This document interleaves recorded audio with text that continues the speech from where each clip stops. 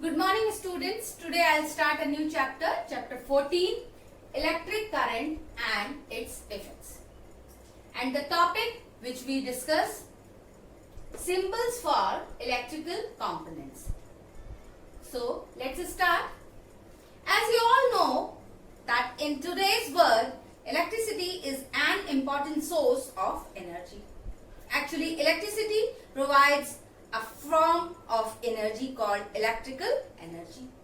It is a controllable and convenient form of energy. Electricity is used for lighting tubes, bulbs, operating fans, electrical appliances and for various other purposes. जैसा कि आप सभी को पता है कि electricity एक इम्पॉर्टेंट सोर्स है एनर्जी का।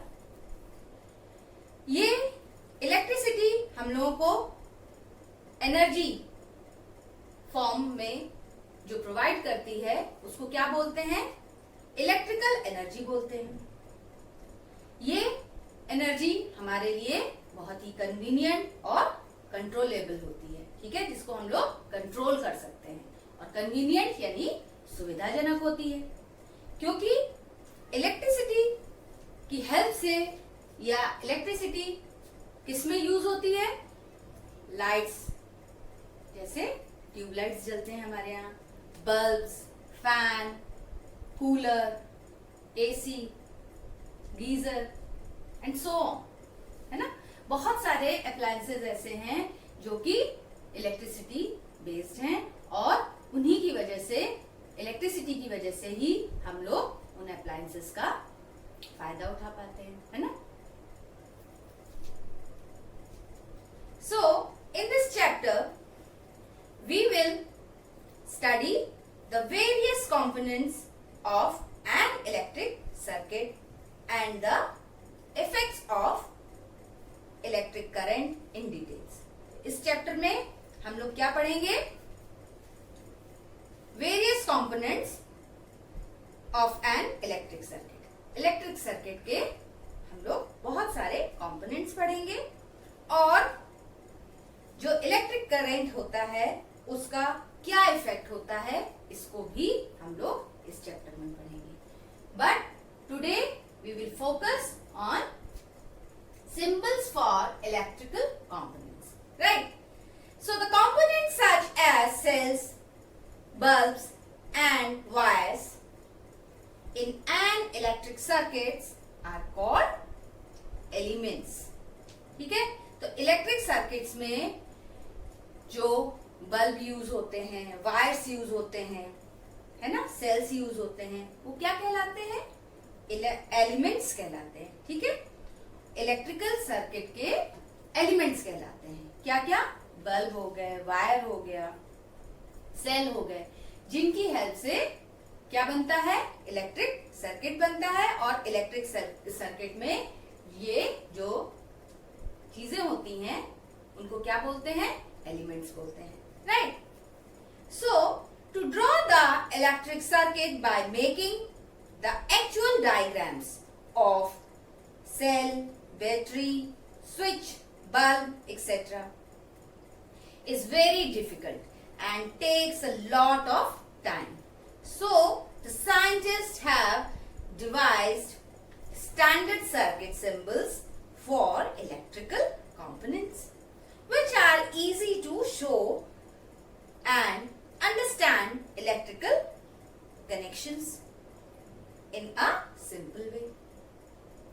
ठीक है, तो जैसा कि मैंने आपको बताया कि इलेक्ट्रिकल सर्किट्स के में जो एलिमेंट्स होते हैं, यानी कि बल्ब हो गए या सेल्स हो गए, वायर्स हो गए, है ना, स्विच हो गए, तो इनको क्या बोलते हैं? एलिमेंट्स बोलते हैं। और इन एलिमेंट्स से मिलकर इलेक्ट्रिकल सर्किट बनता है, ठीक है।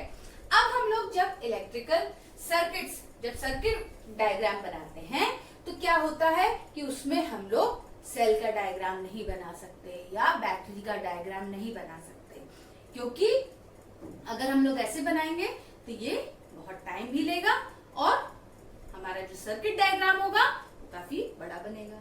इसकी वजह से साइंटिस्ट ने क्या किया? उन्होंने सिंबल्स बनाए, ठीक है।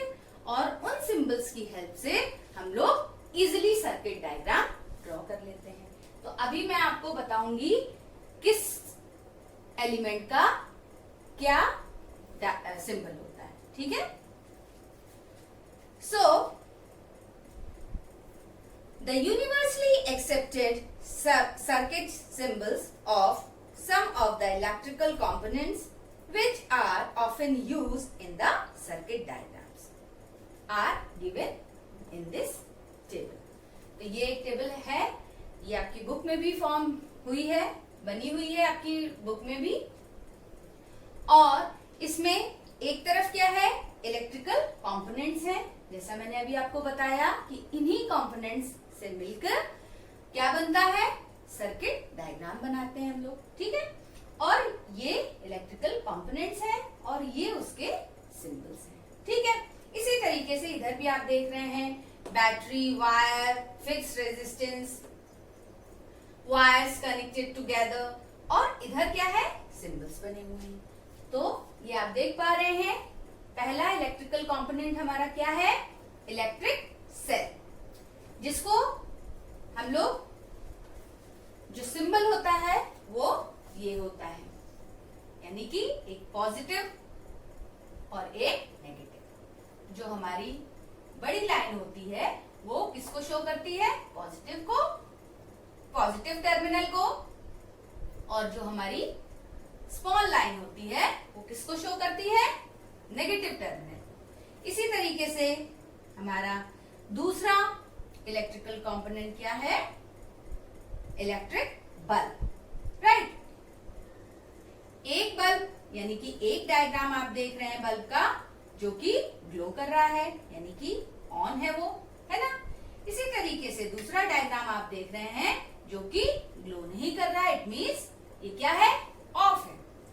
तो जब हम लोग इसको सिंबल बनाते हैं तो ये सिंबल कुछ इस तरीके से बनता है, ठीक है। ये आप देख पा रहे हैं, ये कुछ इस तरीके से ये सिंबल बनते हैं। ये ग्लो कर रहा है तो इस तरीके से, और जब ऑन है तो इस तरीके से, और जब ऑफ है तो ये इस तरीके से बन रहा है, ठीक है। अब हम लोग बात करेंगे स्विच की, या इसे की भी बोलते हैं। तो स्विच ऑन और ऑफ, तो जब आप देख पा रहे हैं यही हम लोग डायग्राम में देखते हैं इस तरीके से, मगर जब हम लोग इसके सिंबल की बात करेंगे तो सर्किट डायग्राम में हम लोग इस तरीके से इसके सिंबल को देखते हैं। तो ये जब दोनों तरफ से जॉइंट है तो क्या है, स्विच ऑन है, और जब ये एक तरफ से ओपन है तो क्या है, स्विच ऑफ है, ठीक है। इसी तरीके से नेक्स्ट है बैटरी। बैटरी में आप देख रहे हैं जैसे कि आपके यहाँ इन्वर्टर होता है ना, या मैंने आपको प्रीवियस क्लास में भी पढ़ाया है, जब एक इलेक्ट्रिकल सेल दूसरे सेल के साथ ज्वाइंट होता है, मतलब एक से ज्यादा सेल आपस में एंड टू एंड ज्वाइंट होते हैं, तो वो क्या बनाते हैं, बैटरी बनाते हैं, ठीक है। तो बैटरी का जो सिंबल होता है वो इस तरीके से होता है, यानी कि एक long line, small long small, तो इस तरीके से ये सिंबल होता है बैटरी का। अब आप देख रहे हैं नेक्स्ट है वायर। वायर को इस तरीके से आप देख पाते हैं, जिसको सर्किट डायग्राम में हम लोग इस सिंबल के साथ डिनोट करते हैं। नेक्स्ट है fixed resistance, right. Fixed resistance को इस तरीके से जिगजैग लाइन में दिखाया जाता है। नेक्स्ट, वायर्स कनेक्टेड टुगेदर, जब दो वायर एक साथ जुड़े होते हैं तो ये देखिए इस तरीके से ये सिंबल होता है, ठीक है। तो स्टूडेंट्स, आप लोगों को ये क्लियर हो गया होगा कि ये किस तरीके से सिंबल्स होते हैं। ठीक है, तो एक तरफ आपने देखा ये इलेक्ट्रिकल कंपोनेंट्स हैं और वहीं पे उनके सिंबल्स हैं, जो कि हम लोग जब सर्किट डायग्राम ड्रॉ करेंगे तो आप लोगों को इनसे बहुत हेल्प मिलेगी। ठीक है, तो अब आपका होमवर्क ये है कि आपको ये सारे सिंबल्स अच्छी तरीके से याद करने हैं, और अगर आपको कोई कंफ्यूजन हो इसमें तो प्लीज आप मुझसे पूछ सकते हैं। Thank you.